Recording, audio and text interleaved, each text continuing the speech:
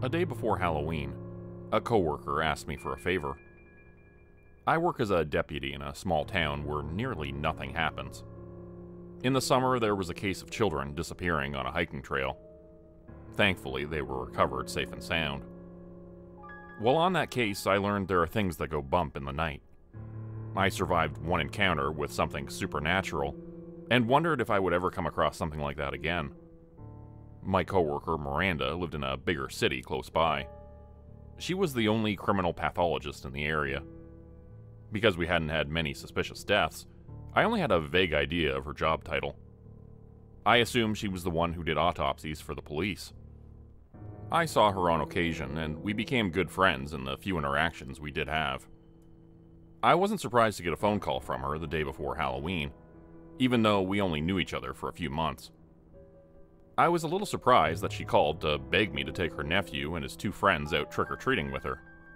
Because of the missing children case in the summer, their parents only agreed to let them go if there was an adult supervising them. Miranda wanted them to still be able to have fun on Halloween.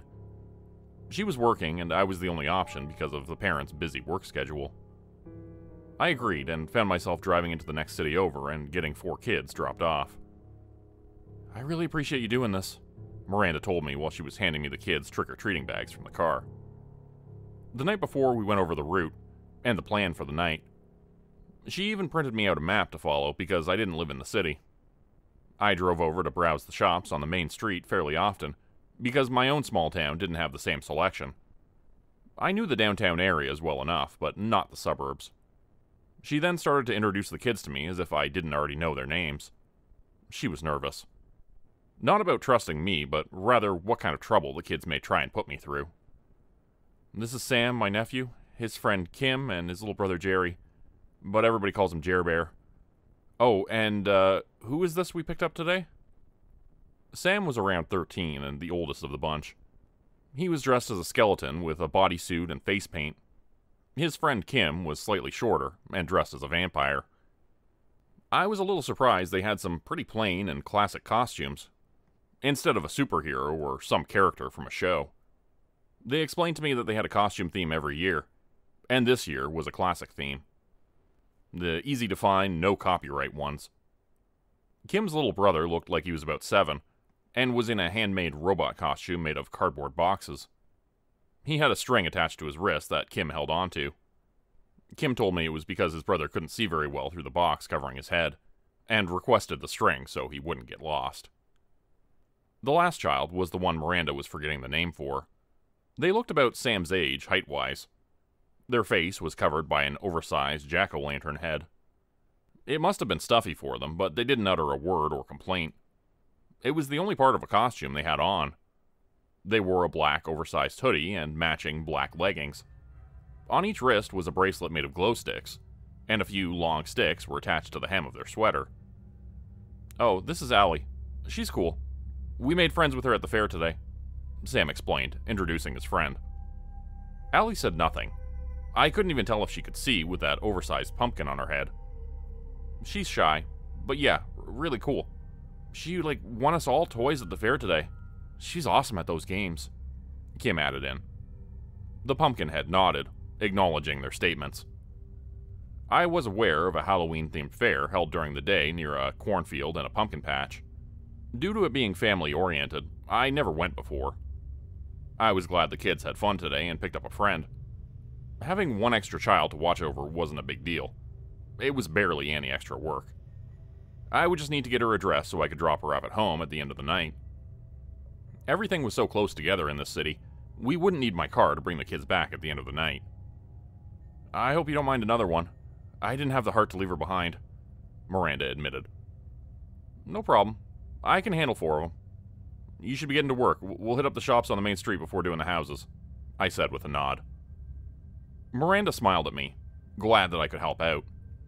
She checked her phone and groaned at the time. Judging from that reaction, she was late for work. "Thanks again, Hugh. Now, kids, please be good and don't wander off. You have my number, and Sam has a phone for emergency calls only.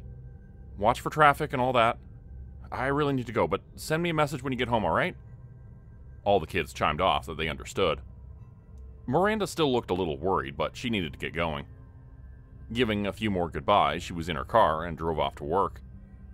I don't know if Sam knew what his aunt did as a job. I'm sure he would think it was cool and not be scared by it. "Jer Bear, I'm going to hold your hand for a bit, alright?" I asked him and offered the boy my hand. He took it with a small nod of his cardboard head. He was a slow walker, so I kept pace with him as he tried to shuffle around in his costume, while Sam and Kim took off a few feet in front of us. Elly stayed next to me.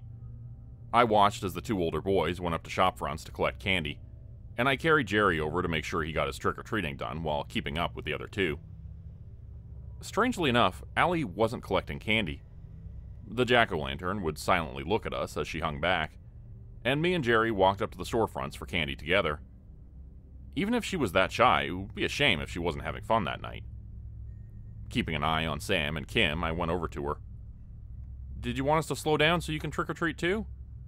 Did you bring a bag? If not, we can buy you one real quick." She raised a small hand and gave me a wave as an answer. Apparently she wasn't interested in trick-or-treating or speaking. I figured the only reason why a child couldn't get free candy was because of strict parents, or they really couldn't have sugar. I wasn't going to force her. I just hoped she was having fun watching. Sam and Kim were getting too rowdy and far away from us. I started to hurry along while getting permission to pick up Jerry again. I didn't want to surprise him by picking him up without any warning. His costume was homemade, so we both needed to be careful while I lifted him up, so as not to do any damage.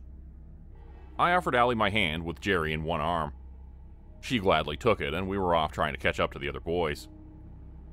The main street was so filled with little ghouls and goblins, I almost lost track of time. They both stopped and chatted with some friends long enough for me to find them again in the crowd. Being a full-grown adult in a swarm of children helped if you were looking for a certain set. "Is this your uncle?" one of the new kids asked when I walked over. I felt my face flush a little. I was already getting teased at work just for having Miranda's number. I didn't know how to react getting the same thing from the little ones. "Nah, he's a cool dude though. My auntie's friend," Sam explained, and the other group of kids got it right away. I was glad that he considered me cool, but did kids nowadays still say cool? I was way out of touch with the lingo. I was starting to think that they just said whatever came to mind. "Oh, we haven't said hi to Jerry yet," one of the new boys from the group chimed in. They all turned and looked over to see me still carrying Jerry. All of them at once gave a big, "Hi, Jerry," as if this was a routine they always did. Jerry gave a shy hello back from beneath his cardboard box. These kids were alright. "What do you think is the scariest thing, Mr. Hugh?" one of the new girls asked as I followed behind them. "Taxes," I answered honestly, and they all groaned. It was nice to be included for a few seconds. Then they all started to chatter again about scary movie monsters and online rumors. I only caught a few words because of how fast they spoke. They all agreed zombies were lame and not scary, but spiders were in fact very frightening. They walked together, and I found a few of their parents following along with us. They spoke to each other, but not with me because none of them knew who I was. After all, I did not have a child of my own, so they would have no reason to have ever met me.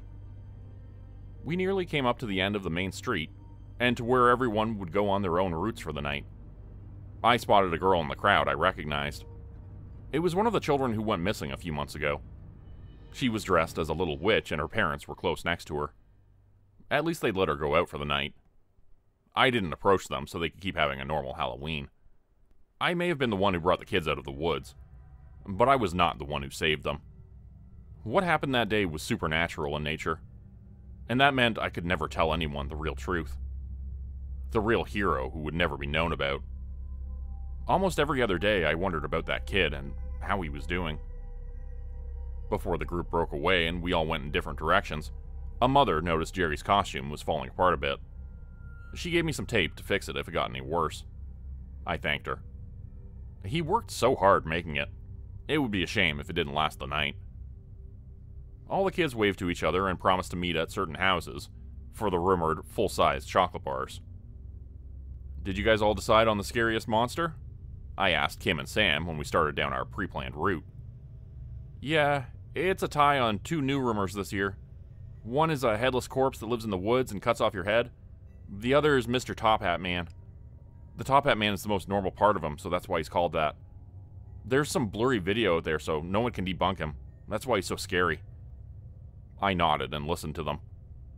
Proof of a monster, no matter how shaky, could make a rumor extra scary. Both boys got distracted by the line of houses we arrived at. The boys again ran off, leaving me to carry Jerry. Not that I minded. For the next while, I kept reeling them back in and checking up on Elly. She didn't say anything, but I still wanted to double check. Near the end of the trip, Sam was looking tired. Only a handful of houses on the small street remained. The kids enjoyed themselves, their bags looking heavy from their spoils. Because I carried Jerry around a lot, he looked as if he could keep on going. I had expected him to be the first one to throw in the towel. Just as we were about to move on, I told him to hold on for a moment. The cardboard of the robot costume was finally about to tear off of Jerry's arm. Hey kids, let me fix this and we can finish up, okay? I put Jerry in front of me and got down on my knees to start repairing the damage. Does the tape look stupid? Jerry asked me in a small voice. Nah, it looks like a battle wound, I reassured him with a smile. Thanks for being cool, Mr. Hugh. Yeah, these kids were alright. I'd never met such a polite bunch of them before. Not that I was around children very often. I would gladly watch them or be a sitter if it was needed. As I worked away trying to get the tape on the costume, and not on myself, I didn't notice the lack of sound around us. I heard Sam and Kim talking, but I didn't hear any other trick-or-treaters. When I stood up, looking over my quick repair job, I started to notice how empty the street looked. How late is it, Mr. Hugh? Sam asked, noticing the same thing I was.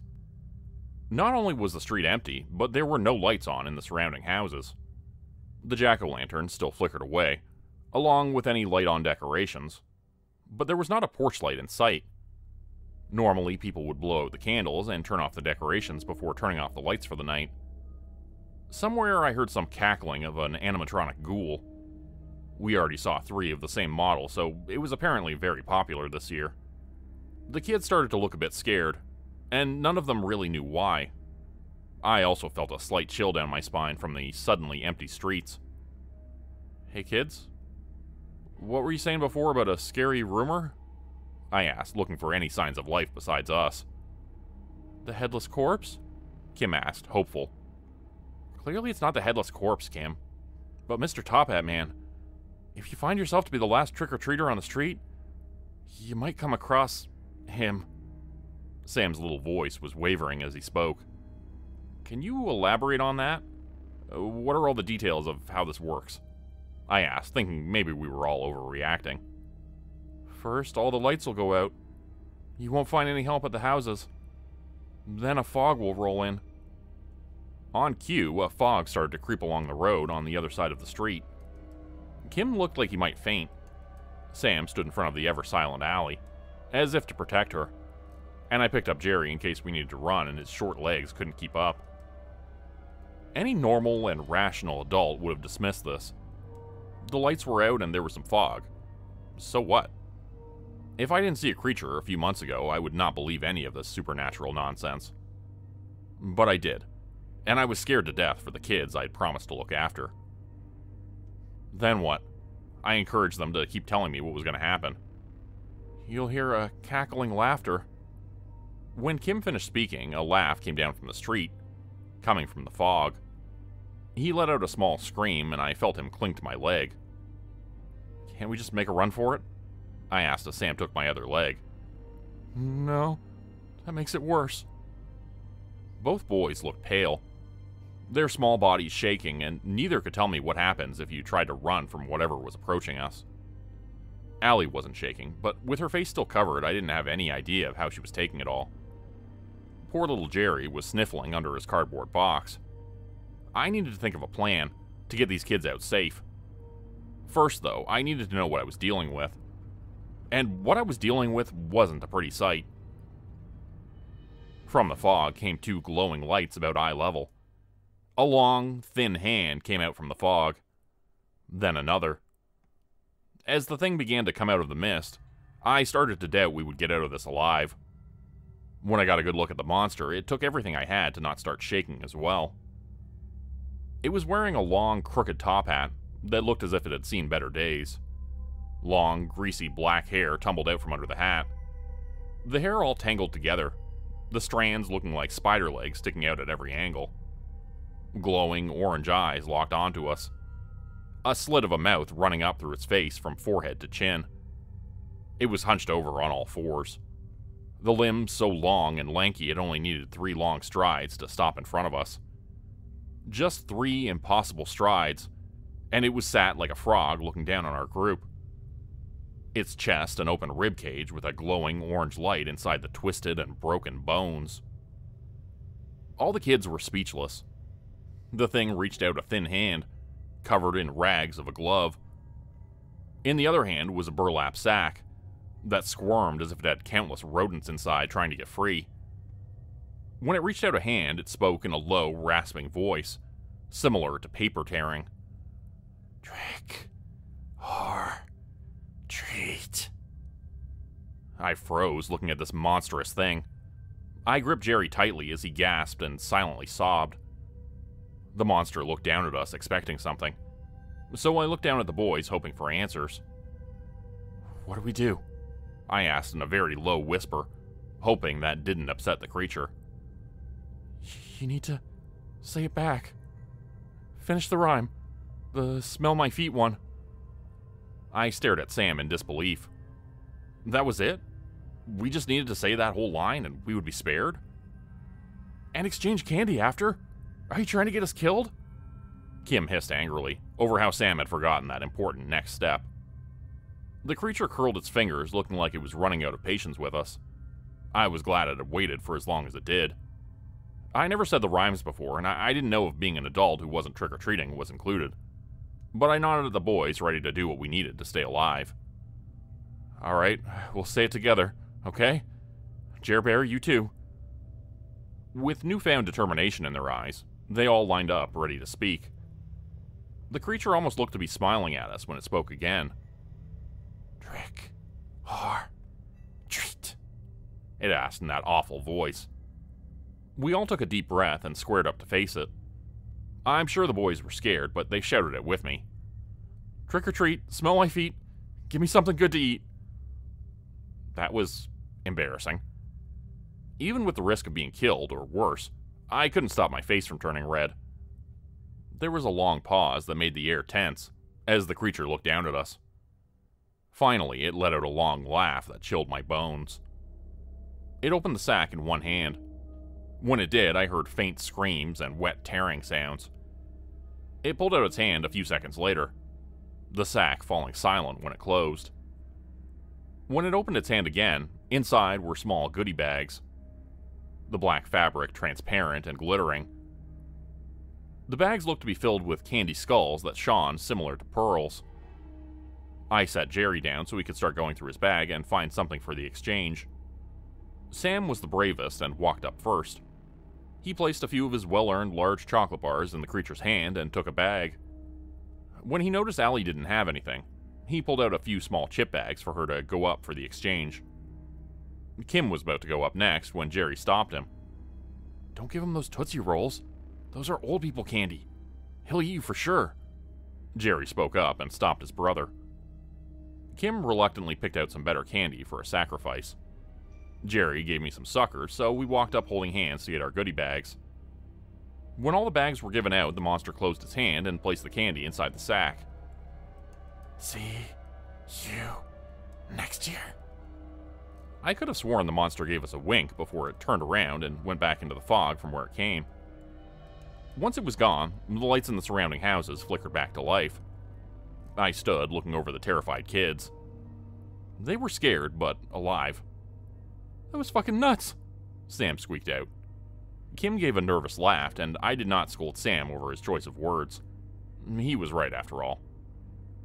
None of them wanted to stay on the streets any longer after that. Thankfully, they all lived pretty close by. Each of them nearly dragged their heavy pillowcases full of candy, and looked dead tired from their ordeal. Kim and Jerry were dropped off first. We walked them right up to the front door and watched as they unlocked it. I was gonna miss both of them. "Hang on, let me tell Miranda you got home safe," I told them. "She's probably elbow deep in a dead guy and won't see it," Kim commented.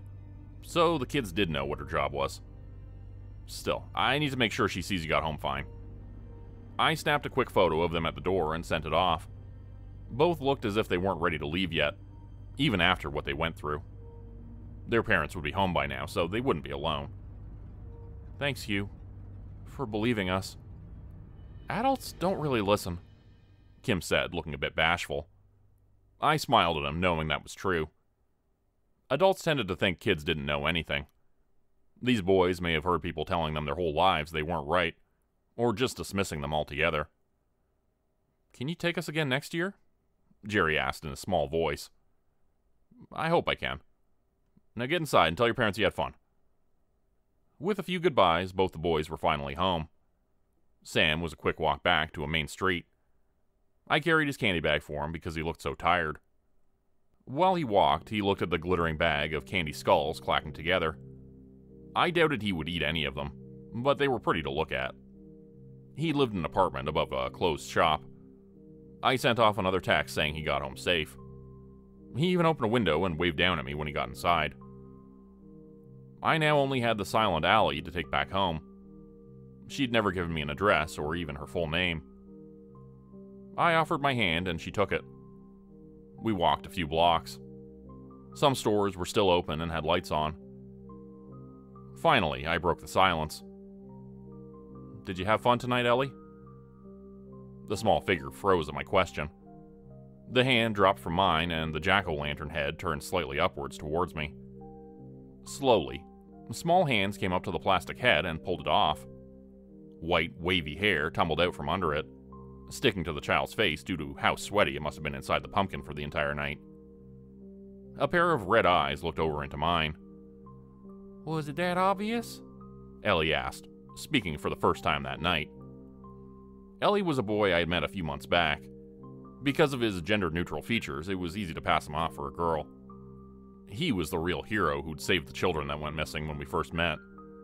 His job title was something very impressive, and I was under the impression that he was very strong. You're not wearing shoes, I pointed out. That had been the first clue. The Elly name was so similar to his own that it was a pretty big giveaway. He lifted a foot and wiggled some toes, debating on if he was angry or not that his cover had been blown. I was glad he decided to not be angry, that he couldn't keep his real identity hidden. I thought someone like you would be busy on Halloween. You had the time to hang out with us? Me and the laws of physics have an understanding. I can be in two places at once, but not in the same place at the same time, Elly explained. I didn't fully get it, but as long as it worked for him. Did you want to dress up as something else?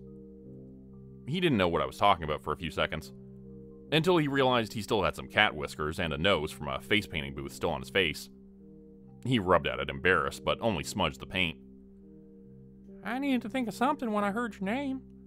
It was a last-minute costume idea. You never should have come across me a second time. My understanding of Elly's job title was that he watched over monsters, and made sure they weren't breaking any rules. As far as I could tell, the creature we came across that night was very fair and patient, so I didn't know why Elly was here checking up on it. Why are you here? I'm glad to see you and all, but I don't think you were really needed. Elly shuffled on his feet after my comment. He started to turn the plastic pumpkin head in his hands, thinking over his words. That creature's new. I made it last year and wanted to see how it was doing. You made it? Do you make all the monsters? I asked slowly, not understanding anything about his world. Nah, I very rarely make creatures. This one was going to become real and I wanted to control some aspects of it. Sometimes rumors can create facts. I sensed that happening and told my own version. I ensured it spread before something else did. Children do not understand consciences. They would have made an impossibly terrifying creature if left to their own devices. I knew what he was getting at. Instead of a creature with rules, they would have felt the need to one-up the next person. Whatever monster a bunch of kids would come up with on their own would become something impossible to survive. Elly had sensed that and created something kinder. Elly went on, still spinning the empty pumpkin, but not meeting my eyes. Halloween has become somewhat dull. I felt as if there was a need to make something scary, and yet fun. Children should be scared a little, and they should be able to enjoy it as well. I think those three did. He looked up at me with the smallest of smiles on his face, and I agreed with him. A small pain came to my chest when I realized that Elly would never see his three friends again. People weren't really meant to see him. I had been lucky to come across him a second time. I dearly wished he could enjoy himself, but his job prevented that.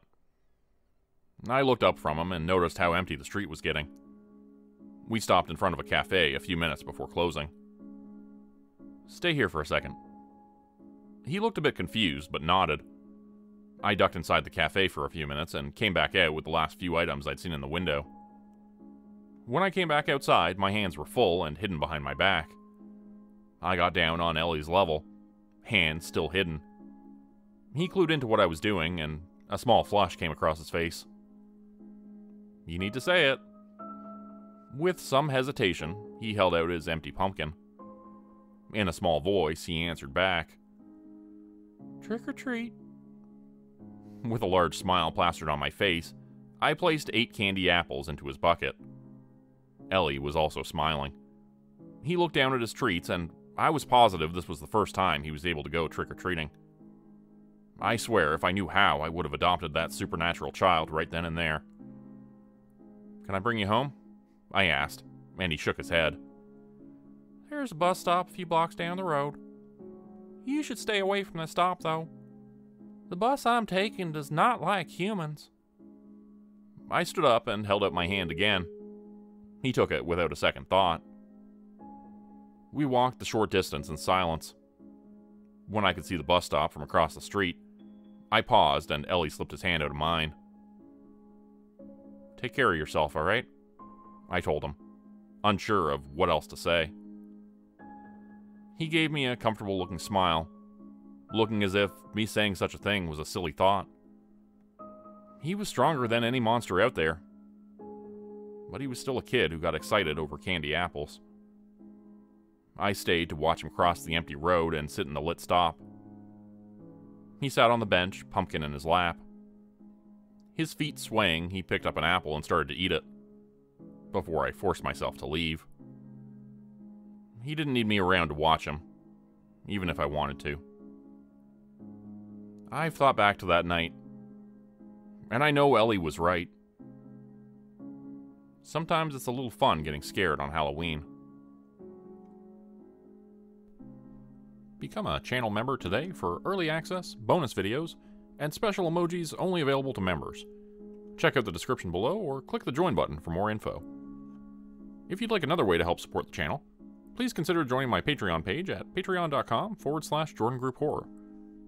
As a patron, you'll get access to bonus videos and content. You'll be credited at the end of every video going forward, and if you decide to stay for 3 months, I'll name a character after you which will be featured in a Hollow's End story. Links to join the Patreon are in the description. Thanks everyone for listening. Please like, subscribe, and comment to help the channel continue to grow. And see you again next time at 4 p.m. Eastern Standard Time. Hope you have a great night.